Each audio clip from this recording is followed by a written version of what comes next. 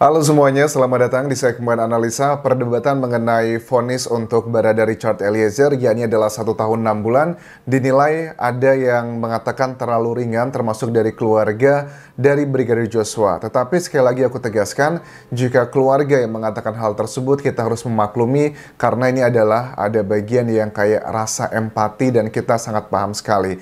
Tetapi kalau kita boleh lihat dari sejumlah tokoh-tokoh yang mendukung Baradae, ini kan juga bukanlah orang sembarangan. Misalnya seperti Menko Polhukam kita, Mahfud MD, yang juga ada wawancaranya di Metro TV bersama Kick Andy ya. Ada sebagian netizen yang berpikir bahwa Kick Andy ini terlalu kritis sekali ya. Menurut aku sih tidak masalah ya. Itu adalah bagian dari seorang jurnalis mengkritisi apapun yang dilakukan oleh seseorang. Karena zaman sekarang kita nggak tahu nih saat seseorang berbuat baik sebenarnya ada tujuannya apa. Tetapi seperti aku bilang berkali-kali dalam video analisaku, kita nggak usah terlalu peduli ya apapun niat seseorang membantu membuka kasus Brigadir Joshua ini. Yang penting on the right track, ngebongkar semuanya. Apapun tujuannya itu adalah urusan dia dengan Tuhan, karena kan niat itu yang mengetahui hanyalah kita dengan Tuhan sendiri.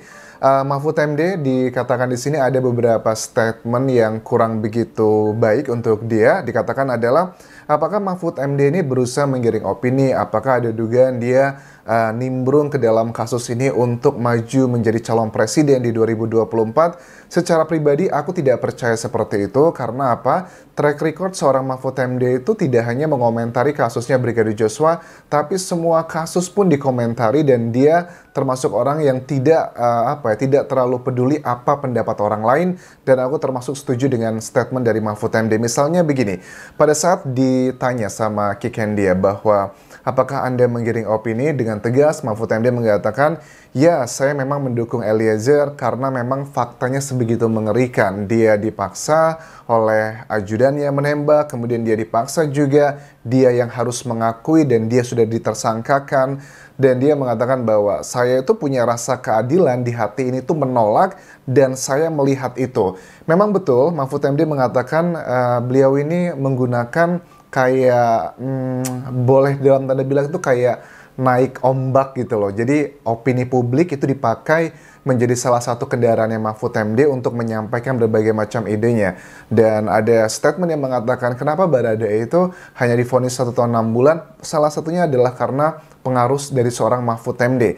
Public opinion dan public common sense itu adalah dua terminologi yang harus digarisbawahi menurut Mahfud MD. Public opinion itu bisa benar bisa salah, tetapi kalau public common sense itu adalah logika, dasar-dasar logika, kebenaran-kebenaran yang sepertinya pada umumnya tidak mungkin melawan logika. Nah, kalau untuk Mahfud MD, dia tidak akan mengikuti public opinion, tapi lebih mengikuti public common sense yang kebetulan juga itu sama dengan public opinion. Jadi kesannya bahwa dia ini dompleng gitu dengan kasus ini dengan tujuan-tujuan tertentu. Itu ada sebagian orang yang berpikir negatif seperti itu, tapi bagi aku pribadi, aku tidak melihat ke arah sana. Karena kalau semua orang yang berbuat baik, menegakkan keadilan, lantas kita kritisi terus habis-habisan, wah ini pansos nih, ini ada yang nggak benar, terus kalau orang yang jahat doang yang bersuara, orang-orang baik pada saat mereka bersuara kita katakan pansos, kita jelek-jelekan, dunia ini bisa gila teman-teman. Karena apa? Dunia ini sekarang itu gila bukan karena kita nggak ada orang baik. Ada banyak orang baik di dunia ini, tetapi kenapa dunia semakin gila? Karena semakin banyak orang baik yang diem aja, yang tidak mau bersuara, yang bersuara hanyalah orang-orang gila. So kita juga pada saat mengkritisi, kita harus lihat-lihatlah konteksnya, nggak boleh langsung menuduh seperti itu.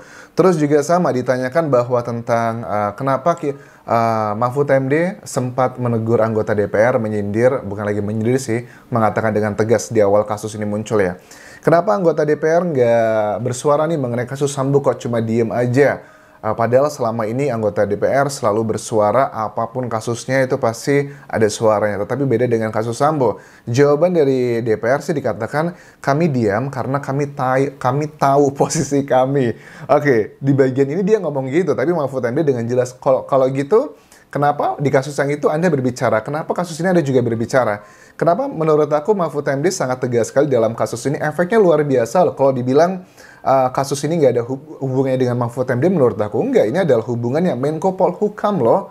Ada hukum, keamanan, dan semuanya ada di sini. Dan ini levelnya itu berhubungan dengan kepolisian, yang notabene juga ada lembaga yang dia bawahi juga, Kompolnas juga terlibat dalam sini. Misalnya ada satu statement yang jujur aku secara pribadi agak kurang wise, apa yang dikatakan dari hostnya, dari Bang Kick Andy, I don't know ya, aku nggak kenal juga sih Andi F. Noya ya, karena beliau juga adalah orang yang sangat knowledgeable, terus juga jurnalis senior. Tetapi yang aku tangkap di sini pada saat dia mempertanyakan tentang statement dari Mahfud MD yang mengatakan bahwa Sambo itu sudah menghubungi banyak orang, anggota DPR, wartawan teman Anda, Komnas HAM juga dipanggil untuk mendengarkan tangisannya Verdi Sambo yang mengatakan kalau saya ada di lokasi tersebut, saya yang akan langsung nembak tuh Brigadir Joshua. Ini memang kesannya adalah bagus, secara jurnalis itu memang benar kaidahnya harus mengkritisi. Emang Anda ada datanya dari mana? Ini cuma tuduhan doang. Terus Mahfud MD dengan tegas mengatakan, loh, saya tuh langsung menemui orang yang ditemui itu langsung ngomong ke saya secara langsung loh. Kemudian, ya, kalau kita yang sudah mengikuti dari awal, kita kan sudah tahu ya memang ada beberapa anggota dari lembaga-lembaga negara yang dipanggil sama Verdi Sambo. Bukan cuma mereka melihat Verdi Sambo menangis, tetapi juga ada salah satu anggota dari lembaga negara tersebut yang sudah mengaku dia mendapatkan amplop. Amplopnya berisi apa? Surat undangan pernikahan? Ya bukanlah. Amplopnya itu adalah berisi uang, tetapi uangnya dikembalikan. Jadi itu kan sudah fakta-fakta persidangan dari hal-hal yang sudah disampaikan dari bulan Juli ya. Kasusnya kan tanggal 8 Juli. Jadi kita sudah tahu semuanya. Jadi menurut aku ini adalah hal yang ya boleh kita kritis ya. Tetapi kalau sudah ada dalam fakta persidangan, sudah ada dalam fakta-fakta dalam proses ini ya, kita nggak boleh lagi mengkritisinya kesannya kita nggak percaya dengan Mahfud MD. Karena takutnya ya itu tadi, kalau ada orang berbuat baik menegakkan kebenaran karena takut dengan opini orang dikatakan pansos, ada tujuan tertentu, ada maksud terselubung, ini ngebuat orang jadi males gitu ya bersuara. Nah itu adalah bagian yang aku komentari pada saat Menko Polhukam Mahfud MD diwawancara di acara Metro TV ini. Kemudian mengenai Icat ya, atau Baradae. Sebenarnya kan perdebatan sekarang ini kalau aku lihat dari Pak Soleman B. Ponto ya, pengamat intelijen juga mengatakan opininya begini. Kalau saya melihat ini teguran Tuhan buat Eliezer, kalau kepolisian itu sudah bukan tempat dia lagi. Ingat, adiknya Yosua masih ada, teman-temannya Yosua masih ada. Siapa yang bisa jamin di antara mereka tidak ada yang sakit hati? Ini terus juga dikatakan dari kompas.com juga kutipannya.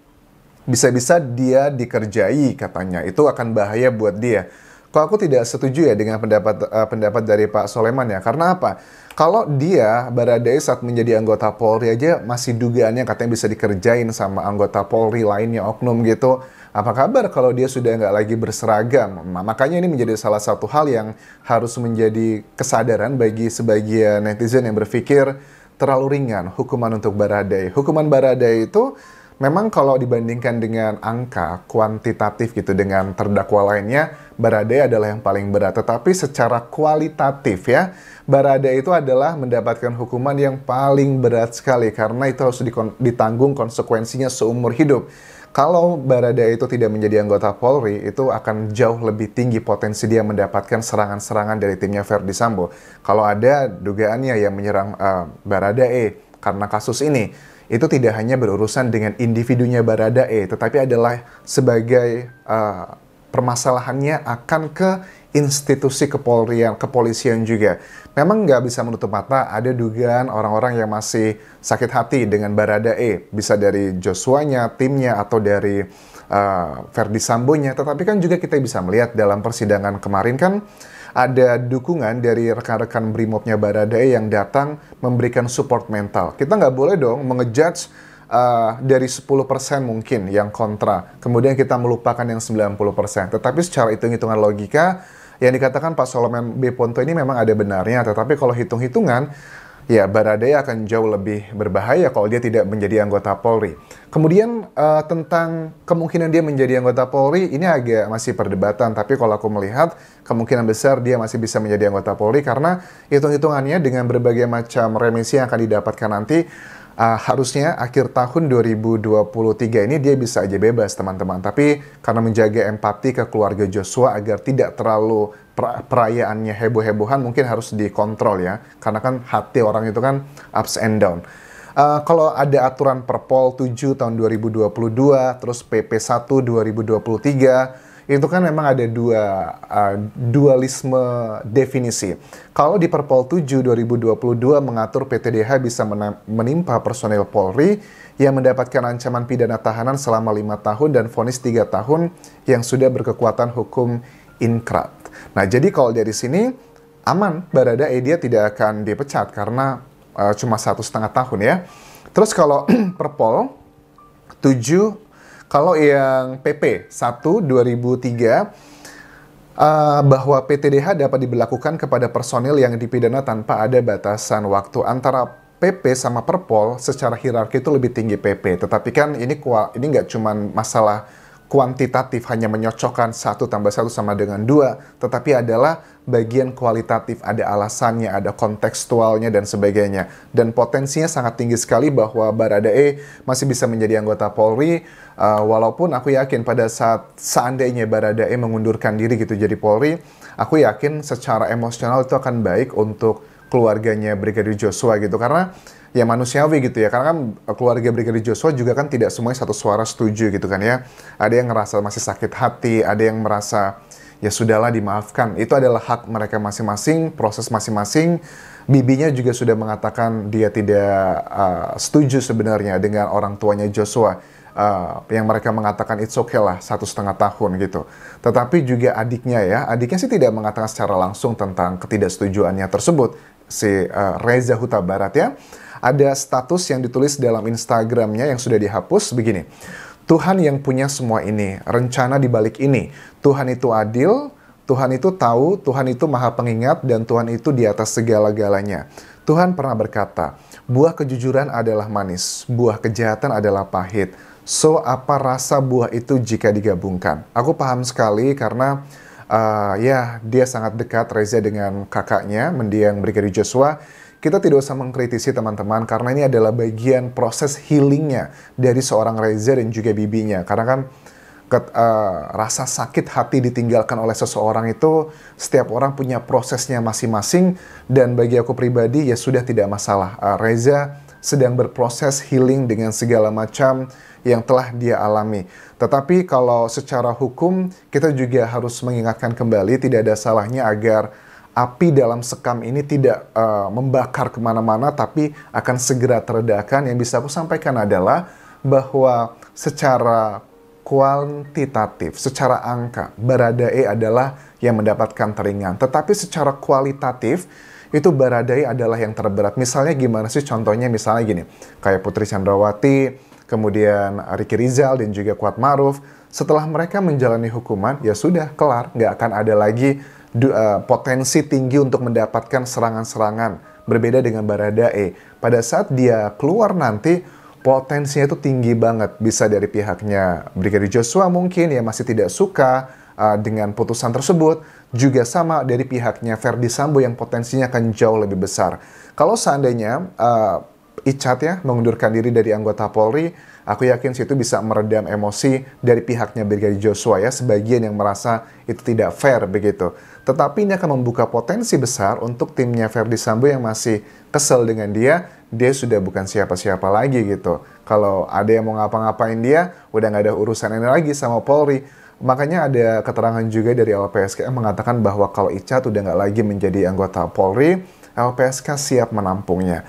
Well, secara logika, hitung-hitungan, secara di atas kertas matematika, harusnya Icat masih bisa menjadi anggota Polri karena dengan aturan yang sudah aku sebutkan tadi, hukumannya cuma 1,5 tahun, dan kemudian juga ini bisa menjadi contoh baik bagi masyarakat Indonesia bahwa kejujuran itu walaupun pahit, walaupun resikonya besar, tetapi indah pada akhirnya. Sekali lagi, teman-teman tidak usah mengkritik banyak, baik dari pihak keluarga Joshua yang masih tidak satu suara, karena itu adalah proses healing mereka. Kita harus wajar, kita harus maklumi, itu adalah kesedihan mereka, dan kita juga masih sangat empati dengan kehilangan Brigadir Joshua. Dan fokusnya mudah-mudahan kita tidak teralihkan, masih ada tahapan banding untuk Verdi Sambo, Putri Chandrawati, Ricky Rizal, dan juga Kuat Maruf dengan video-video yang sudah aku bahas di live beberapa hari terakhir ini. Karena aku cukup sibuk di Thailand, jadi aku langsung ngebuat banyak video live. Dan itu aja yang bisa aku update untuk video kali ini. Terakhir, jangan lupa tinggalkan like kalian, komen juga di YouTube ini, follow Instagram dan Facebook pageku di Anjasa Asmara.